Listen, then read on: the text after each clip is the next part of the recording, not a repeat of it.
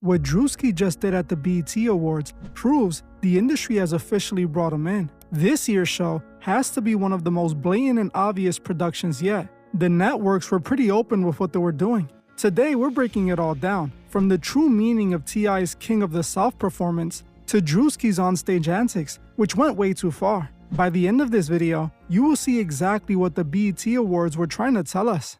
The BET Awards have always been one of the award shows the industry uses for its major symbolic events. They love having the fans participate in these broadcasts to amplify their agenda using the energy of the crowd. Another thing they use this show for is to announce their new chosen star to the world, the person the industry has selected to be the next up.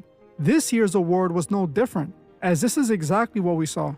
Again, we found strange, questionable imagery in the performances, and we also saw them show us who they have chosen. This year, Druski was selected to host the BET Awards. Over the last year, Druski has become one of the most popular online comedians. His skit pulls in millions of views, and he is constantly going viral. His last two trending moments were his Mega Pastor Church skit and his Erica Kirk skit. Both broke the internet, but were also very controversial and offended many people. Some claim Druski was bad-mouthing people's religious beliefs, while others felt he was just holding up a mirror.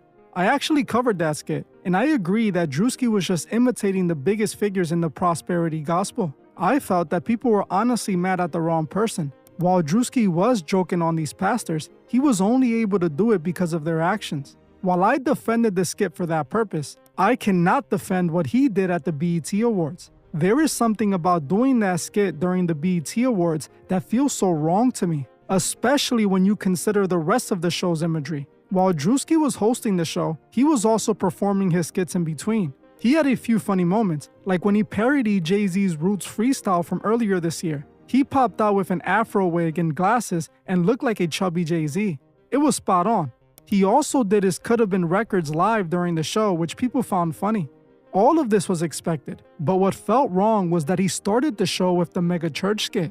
Druski literally opens the BET Awards by ascending on wires hovering over the crowd. He is doing his Mega Church impression and starts talking about walking on the blood of Jesus and impregnating other celebrities with the word of Jesus. This rubbed me the wrong way. Now you may be asking, if I did not have a problem when he first did the skit, why do I have a problem with it now? I am not being hypocritical, but the fact is, this environment changes everything. When I did my video on Druski, I was not justifying what he did. At the end of the day, he was making fun of people's beliefs, which is wrong. But my point was, he was only able to do it because of the bad actors who used the church for their own nefarious reasons. We should not be mad at the man holding up the mirror, but those whose reflection we see in it. Now, when you do that same skit at the BET Awards, where everything is already so blatantly against those beliefs, it no longer feels like a mirror, but a direct mockery. Whether BET requested that specific skit or not, the effect is the same. The show opened on church mockery. Why else would they open the award show with the Mega Church routine? Out of all the skits he's done, that's the one they wanted him to open the broadcast with. Award show segments like this are typically planned in advance between talent and production. Druski is told what is expected from him. So think about it, out of all the skits he could have done, why did they have him do this one, where he just so happened to be using Jesus as a joke? Some would look at this and say, this shows what the industry represents at the end of the day. They are always using these massive broadcasts to push things like this. Now, this also tells us something very important. The industry has officially brought Druski in. They have him doing things like this on one of their biggest stages. This shows us who the industry is putting front and center right now. Now don't get it confused. Druski has been in those rooms for a while now. You don't make it to that level without some powerful networking. But the fact that they chose him to host the BET Awards and that they had him do this specific skit points to him being the chosen face for this season. He is the one they're using to lead the award ceremony. But when you place that Druski skit next to the T.I. performance, you see exactly why it changes everything.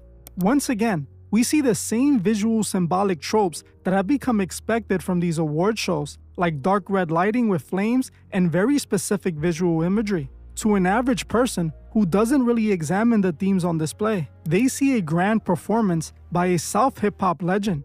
But to anyone who understands the language of symbols, you instantly see a complete different story.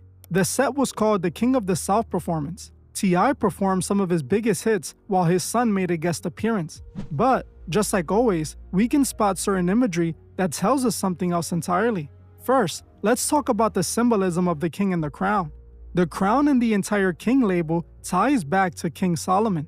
In many ancient traditions, King Solomon is seen as a symbol of the ultimate builder. Some groups built their entire ideology around King Solomon's teaching and becoming the great master builder. They incorporate building tools to their symbols to represent this. While Solomon built the temple for God, these groups use his symbol for building their own inner temple. Those who study this think that by mastering this technique, they can reshape their own reality and in turn affect reality itself. Essentially, they become the architects of their own temples. They often use symbols like the square and compasses to represent this imagery. If we look at T.I.'s performance, it appears these symbols could have been incorporated for this very reason. Look at this still from the broadcast. T.I. is standing inside a squared circle. Inside that squared circle, we see the words King of the South. This is all connected to this symbol here, known as the symbol of the magnum opus. It is a symbol tied to these beliefs surrounding King Solomon. The meaning of this symbol is a person who has become an ultimate builder and achieved the magnum opus. They have become the king of their own temple. We can also find plenty of black and white imagery, which again ties back to this entire idea.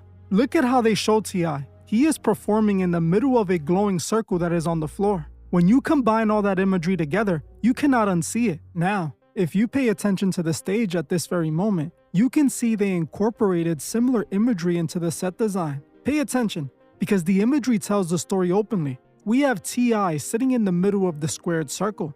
This symbol closely mimics the symbol for the magnum opus. The entire time, T.I. is performing on a literal square. Like I already said, the square is a symbol associated with these teachings. Pay attention to how they position the square in the diamond position. This is because the square and compasses fit tightly inside that diamond. If you look at this moment here, T.I. is literally performing over what seems to be the symbol known as the Seal of Solomon. We can also see that behind them, they show this text on the Jumbotron. Now, I don't know why it's there. If you guys have any theories, let me know below. I found it very interesting they included that phrase. Now, my interpretation of the rest of this imagery is that they're presenting T.I. as a King Solomon archetype, a man who has completed the magnum opus and has risen to the level of a master builder.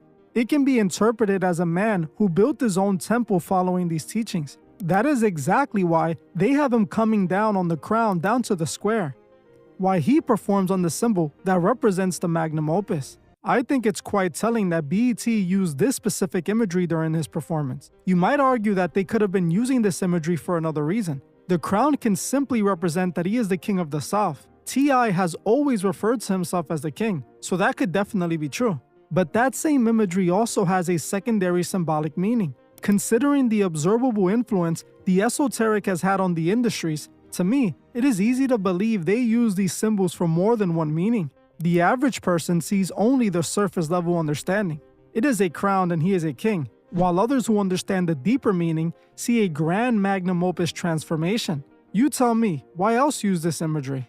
Now, I do not know if T.I. chose this imagery or if it was those who put the show together. For all we know, T.I. doesn't even know what it all means. But for whatever reason, the industry loves using this exact same imagery every year. I covered the BET Awards over the last few years, and we saw the exact same things. Last year, they had gospel artist Kirk Franklin being humiliated by Kevin Hart on stage. Again, it had that same mock the church energy just like we saw with Druski this year. Then we had that strange dark performance with Taraji P. Henson that everyone agrees was just scary. The year before that, it was Will Smith, and just like we see with T.I., he was utilizing the exact same imagery. Will Smith was performing in the circle with the flames and all the bells and whistles. This has become common imagery for these shows. Who knows? Maybe the stars do not know what it all means and they just show up for the promo or the paycheck. But I still think it's quite interesting that every time it is exactly the same. When you step back and look at the entire broadcast, it all starts to connect. You have Druski being officially brought in, opening the show with a skit that makes fun of the church, cementing his new status on their biggest stage. Then you have T.I. performing inside that specific stage geometry, using the exact same imagery we see them repeat year after year. I told you what I think it means. Now I want to know what you guys think. Do you feel like the industry finally officially brought Druski in? What do you think about all this imagery coming from these award shows year after year? I personally cannot stop seeing it. You know it's becoming an issue when the stars themselves are calling it out. Earlier this year, Nicki Minaj went on social media and tweeted out about the Grammys. She called them out for the very things I am talking about in this video.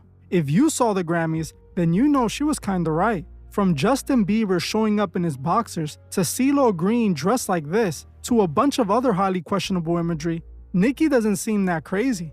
I actually covered that award show and showed everything she was talking about. So if you want to see why Nicki was right about the Grammys, watch this video right now. And if you want to further support the channel, consider becoming a Patreon member. When you join, you support the channel and get over 65 exclusive videos. Another way to support the channel is by subscribing and hyping this video. Your hype literally tells the algorithm that more people need to see this. Well, that's it for this video. I want to thank you all for watching, and I'll see you guys in the next one.